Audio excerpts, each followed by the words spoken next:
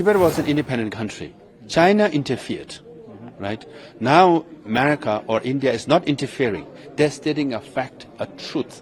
So China is the first who interfered unnecessarily. We never invited them. They are uninvited guests. It's a very strong message to travel all the way solely to meet with His Holiness and visit Tibetan government exile. So it's sending a message to Asia, to China. America is with Tibetans. Chinese government and envoys of the Dalai Lama should have negotiation and dialogue to solve the issue of Tibet. To say that Dalai Lama's legacy will live on, Xi Jinping will not, So it's also Buddhist based on impermanence. All the dictators and all the autocratic systems, major empires come and go.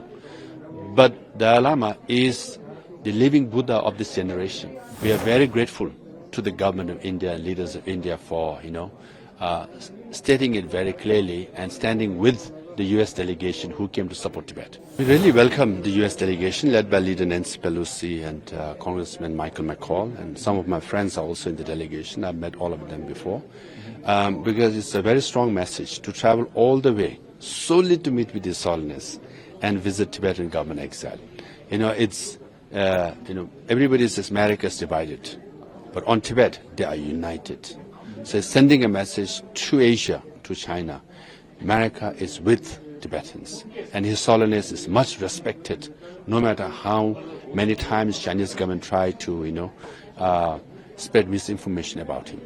It's very important to discuss. Very important, and yes, due for signing as well. Your thoughts on that act, and when are you expecting? It's very important because in the Tibetan Policy and Support Act of 2020, we got so many things, but historical issue was not addressed. So this bill addresses that. In a way, it says historically Tibet was independent country, and Tibetans, based on international law, deserve self-determination. And Chinese government and envoys of the Dalai Lama should have negotiation and dialogue to solve the issue of Tibet.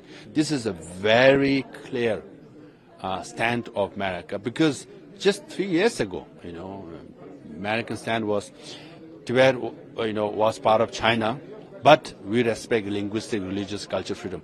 This is a complete, turnaround, but also a fact, legally and factually fact.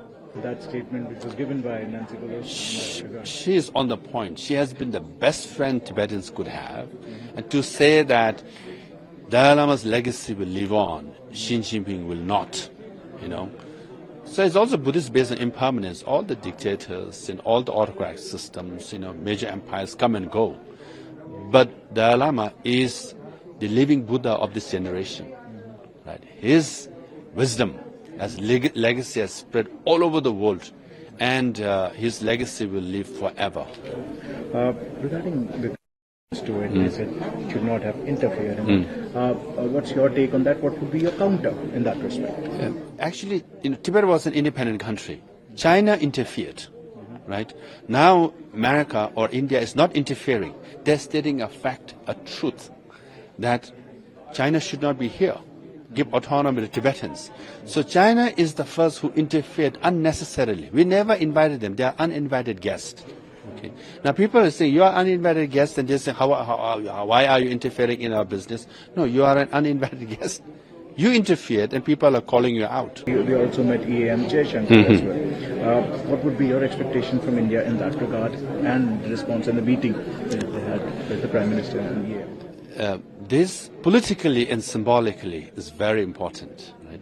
Not only Honorable Prime Minister Modi ji to meet with U.S. delegation, who just met with His Holiness and visited Tibetan government exile, and to tweet about it, after Nancy Pelosi and others made strong statements about Tibet.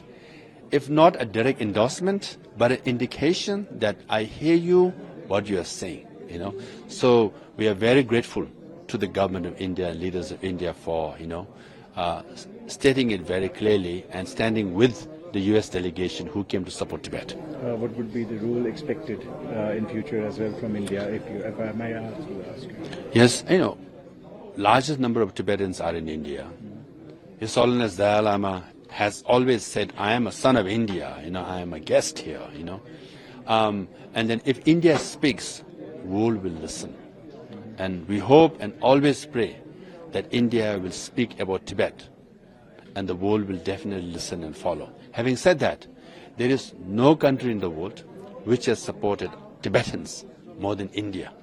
There are no people in the world who love and treat us, show their hospitality, than the Indian people. So we are forever grateful. Last up would be Dalai Lama. We also expect the meeting between the US President and Dalai Lama in that regard. Any update on that if you can give? At the moment, he is simply going there for medical purposes. That's the only reason. But once he gets to US, I feel and I wish and I appeal President Biden to meet with His Holiness Dalai Lama, because all the previous presidents have met with His Holiness Dalai Lama. Because of COVID, His Holiness could not meet President Trump, but he had invited Dalai Lama to the White House. Now, as far as President Biden is concerned, before election, during campaign, he has clearly stated that I will meet with His Holiness Dalai Lama. If His Holiness Dalai Lama is in America, it just makes very good sense for them to meet and stand by what he said when he ran for election. Because the birthday is also coming. You expect Yes. the act to be signed on Dalai Lama's birthday? Yes, this will be a very good gift. But His Holiness will be 90 years next year. But as for our lunar calendar, he is 90 years this year, right? So on his birthday, if President Biden signs, the bill into a law, it will be a best gift for His Holiness Dalai Lama and Tibetan people.